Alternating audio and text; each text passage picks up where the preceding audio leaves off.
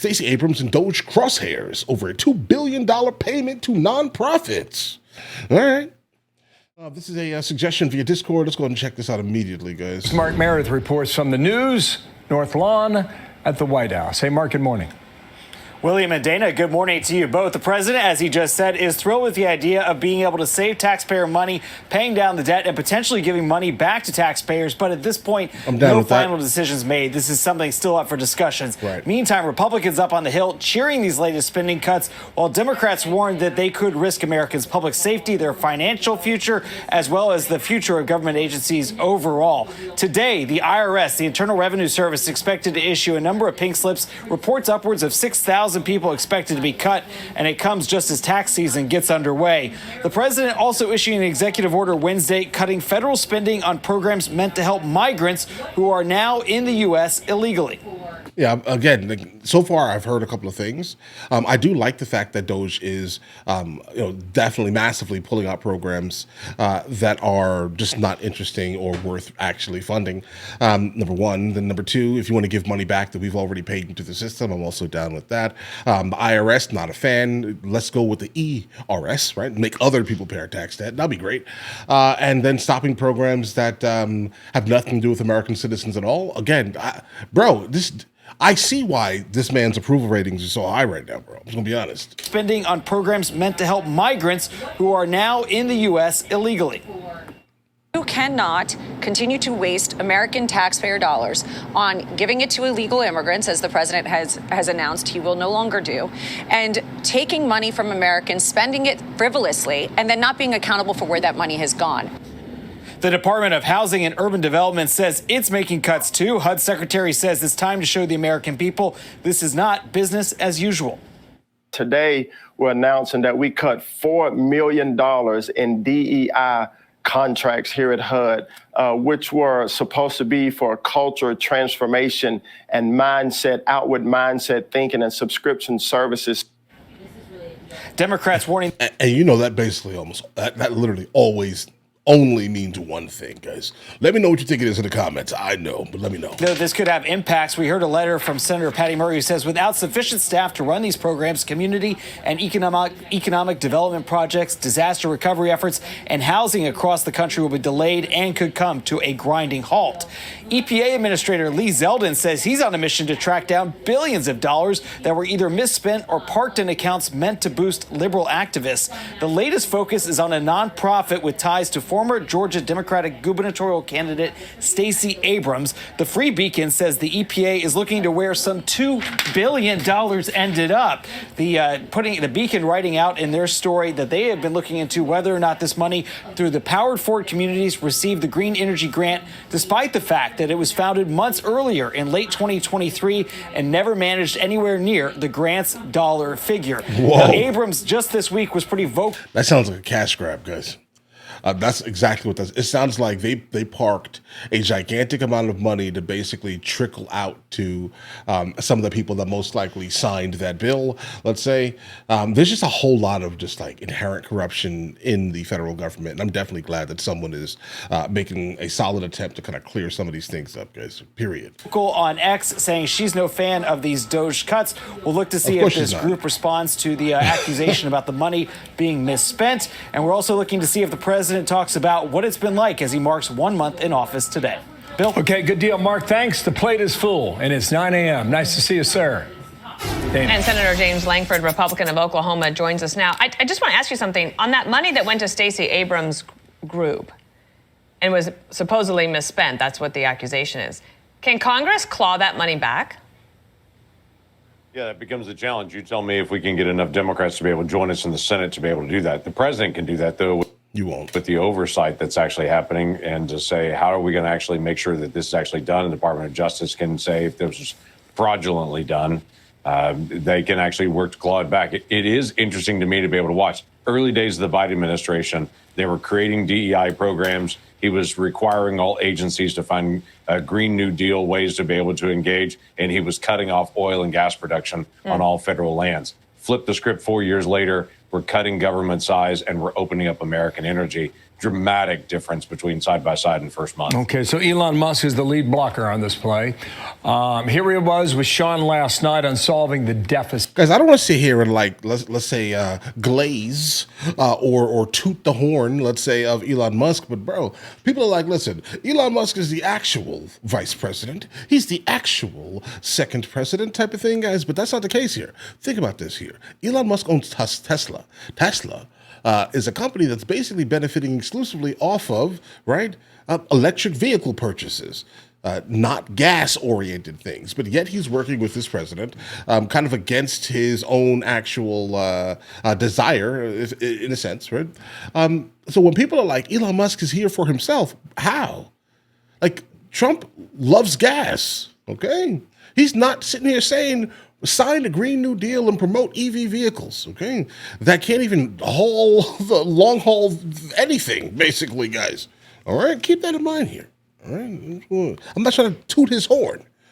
Pause, but you get what I mean here. If possible. Hopefully. I really want to emphasize to people that this is a very important point. If we don't solve the deficit, there won't be money for medical care. There won't be money for Social Security.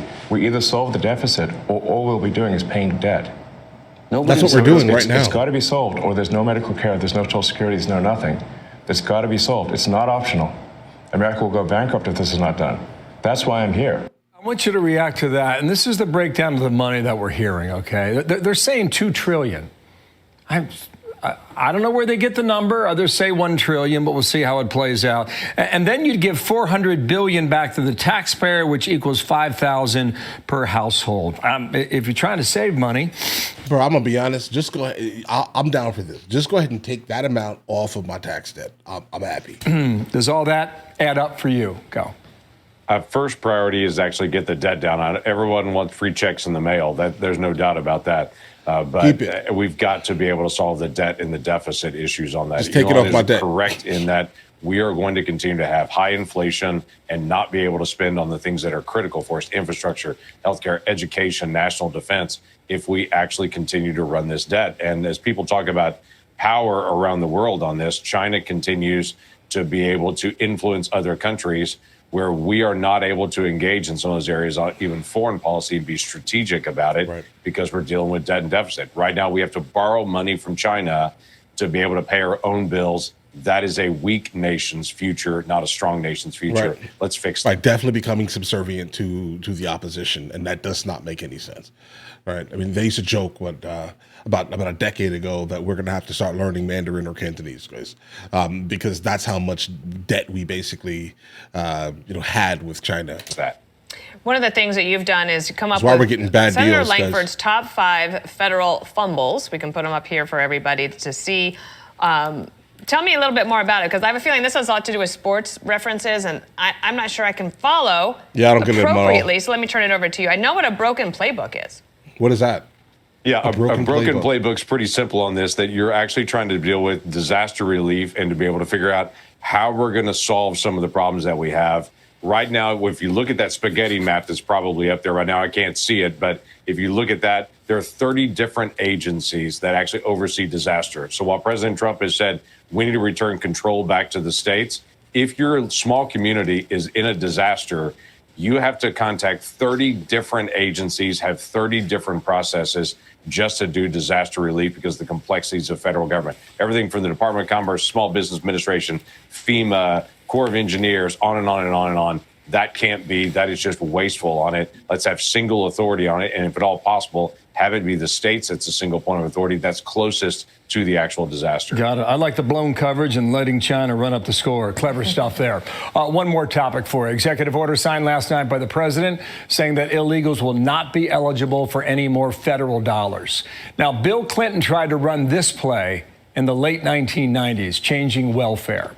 Is it different now? Will it work? How much will you save? So there's a couple of things there. And your reference to Bill Clinton's a good reference on that. Don't forget, Bill Clinton, and during his administration, reduced the federal workforce about 250,000 people. So everybody's screaming about President Trump reducing federal workforce. They weren't screaming when Bill Clinton did this decade. Guys, I said the same exact thing about deportations.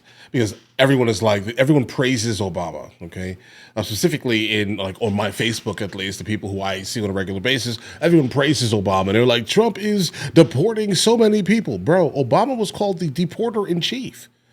He deported a wild amount of people, but no one seems to care because it's a Democrat doing it. Like, pay attention to these people that do things like this, bro. All right. You seem to have selective outrage, and that selective outrage basically makes you kind of look like an absolute imbecile. But either way, decades ago wanted to reduce federal workforce as well. Same issues here. If we're going to get benefits, those benefits need to go to people legally present here and American citizens, not people illegally present. I don't see a long line of people saying, I really want my tax dollars to go to someone who broke our law and illegally came into the country, rather than going to schools, national defense, and transportation. And that's literally why I have a problem with taxes, because I do not want my tax dollars going to legitimately anything that has to do with anything else other than Americans. Period. People want their tax dollars to go to what they expect them to go to, not what they actually oppose or the violation of our own law. And the polling coming back just in this last month shows that is absolutely what they still believe. Right. We'll see if the Democrats try to defend this and how that turns out. Great to have you on. Thanks for being on. Thank you, show. Senator. Good. All right, guys. Bro. Yeah, like, listen, I want my tax dollars to go to things that have the ability to benefit all of us, okay? I want healthcare to be adequate. I don't want people to have to decide which finger to put back on after they lose multiple fingers based off of the price of the cost, like the cost of returning the finger to their hand. I don't want that to happen. Okay? I don't want it to happen. I just don't. If we can fix healthcare, I think we can do amazing things. Fix healthcare, get all these dyes and processed nonsense out of our food. That'd be great. I understand a lot of companies themselves, corporations, are going to be hurt because they've built their entire business model off of basically feeding trash to the American population, right? Making us all fat to the point where other countries create things, right, that sell really well because now they're weight loss type of things, guys, right? Just understand what's happening here. Right? We're being taken advantage of on every single turn, bro, by everyone. So, all right, listen, guys, you guys all have an absolutely amazing day. Enjoy your day thoroughly. As a matter of fact, wait, guys, where do you think is adequate for your tax dollars to be spent on? Like, I don't like paying taxes and then seeing terrible roads, right? I don't like paying taxes and then seeing crazy bills at the doctor's office.